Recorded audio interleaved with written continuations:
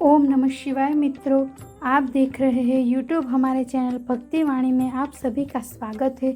मित्रों, सावन में लाखों लोग शिवलिंग पर बेलपत्र चढ़ाते हैं, लेकिन बहुत कम लोग जानते हैं कि एक समय ऐसा भी था जब एक भक्त की पूरी पूजा केवल इसलिए अधूरी मानी गई क्योंकि उसने बेलपत्र से जुड़ा एक छोटा सा नियम अनदेखा कर दिया था। और उससे भी बड़ा रहस्य यह है कि बेलपत्र की 3 पत्तियां केवल पत्तियां नहीं है, उनमें छिपा सृष्टि का ज्ञान, प्रकृति का संतुलन और मनुष्य के जीवन का एक गहरा संदेश। लेकिन प्रश्न यह है, एक साधारण सा पत्ता जो जंगलों में भी मिलता है, वह महादेव को इतना प्रिय कैसे बन गया? और सावन में इसका महत्व कई गुना बढ़ क्यों जाता है? क्या यह केवल एक परंपरा है या इसके पीछे कोई ऐसा रहस्य छिपा है जो कैलाश से शुरू होकर आज तक करोड़ों भक्तों की आस्था का आधार बना हुआ है? इस कथा के अंत तक आप बेलपत्र को कभी भी साधारण पत्ता नहीं समझेंगे। लेकिन कथा शुरू करने से पहले यदि आपके हृदय में महादेव के प्रति श्रद्धा है तो कमेंट में ओम नमः शिवाय अवश्य लिखिए और वीडियो को लाइक कर दीजिए ताकि ऐसी दुर्लभ शिव कथाएं अधिक से अधिक भक्तों तक पहुंच सके। अब आइए जानते हैं उस रहस्य को जिसने एक साधारण बेलपत्र को महादेव का सबसे प्रिय अर्पण बना दिया। बहुत प्राचीन काल की बात है, जब पृथ्वी पर धर्म संकट में था, यज्ञ रुक रहे थे, ऋषि भयभीत थे, देवताओं की शक्ति क्षीण पड़ रही थी और इस सब के पीछे था एक असुर, त्रिपुरासुर। लेकिन त्रिपुरासुर कोई साधारण असुर नहीं था। उसने घोर तपस्या करके ऐसा वरदान प्राप्त कर लिया था जिसके कारण उसे पराजित करना लगभग असंभव हो गया। उसके लिए 3 विशाल नगर बनाए गए, एक स्वर्ग में, एक आकाश में और एक पृथ्वी के ऊपर। यह तीनों नगर चलते रहते थे और केवल एक विशेष क्षण में एक सीधे में आते थे। वरदान यह था कि उसी क्षण यदि कोई एक ही बाण से तीनों नगरों को नष्ट कर दे तभी त्रिपुरासुर का अंत हो सकता था। देवताओं के लिए यह असंभव था। संसार धीरे धीरे भय के अंधकार में डूबता जा रहा था। तब सभी देवता ब्रह्मा और विष्णु के साथ कैलाश पहुंचे और महादेव से प्रार्थना की, प्रभु अब केवल आप ही हमारी रक्षा कर सकते हैं। महादेव शांत बैठे थे, उनकी आंखें बंद थी, लेकिन जब उन्होंने संसार की पीड़ा सुनी तो उनके भीतर करुणा जाग उठी। उन्होंने त्रिपुरासुर के अंत का संकल्प लिया। फिर एक ऐसा दिव्य रथ तैयार हुआ जिसका वर्णन स्वयं पुराणों में अद्भुत बताया गया है। पृथ्वी रथ बनी, सूर्य और चंद्रमा उसके पहिए बने, ब्रह्मा सारथी बने और विष्णु बाण का स्वरूप धारण किया। समय बीतता गया, फिर वह क्षण आया जब तीनों नगर एक सिद्ध में आ गए। सारा ब्रह्मांड मानो रुक गया, देवताओं की सांसें थम गई और तभी महादेव ने अपना दिव्य बाण छोड़ा। एक ही प्रहार, एक ही क्षण और तीनों नगर अग्नि में विलीन हो गए। त्रिपुरासुर का अंत हो गया, धर्म की पुनः स्थापना हुई, देवताओं ने विजय का उत्सव मनाया। लेकिन इसी विजय के बाद एक ऐसा रहस्य जन्म लेने वाला था जो आगे चलकर बेलपत्र से जुड़ गया। विजय के बाद महादेव ध्यान में लीन हो गई। उनके भीतर कोई अहंकार नहीं था, कोई गर्व नहीं था, केवल करुणा थी, संसार के कल्याण की भावना थी। उसी समय माता पार्वती ने महादेव के उस कल्याणकारी स्वरूप को देखा और उनके हृदय में प्रेम उमड़ पड़ा। एक प्रचलित मान्यता के अनुसार उनकी आंखों से आनंद के कुछ अश्रु पृथ्वी पर गिरे। जहाँ वे दिव्य बूंद गिरी वहाँ एक अद्भुत वृक्ष उत्पन्न हुआ, बेल का वृक्ष। तभी से बेल वृक्ष को शक्ति का प्रतीक भी माना जाने लगा और जो बेलपत्र शिव को अर्पित करता है वह केवल शिव की नहीं बल्कि शिव और शक्ति दोनों की आराधना करता है।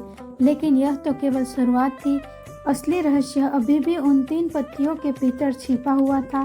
क्या आपने कभी ध्यान दिया है कि बेलपत्र में 3 पत्तियां क्यों होती है? 4 क्यों नहीं, 2 क्यों नहीं, 3 ही क्यों? ऋषियों ने इसके कई अर्थ बताए। पहली पत्ती ब्रह्मा का प्रतीक, दूसरी विष्णु का और तीसरी स्वयं महादेव का। सृष्टि पालन सहा तीनों एक साथ है। कुछ विद्वान कहते हैं ये 3 पत्तियां सत, रज और तम गुणों का प्रतीक है।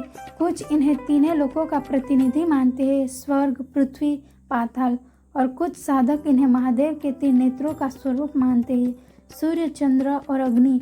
यही कारण है कि एक छोटा सा बेलपत्र पूरे ब्रह्मांड का प्रतीक माना जाता है। लेकिन एक दिन माता पार्वती ने महादेव से एक प्रश्न पूछा, ऐसा प्रश्न जिसका उत्तर बेलपत्र के सबसे बड़े रहस्य को उजागर करता है।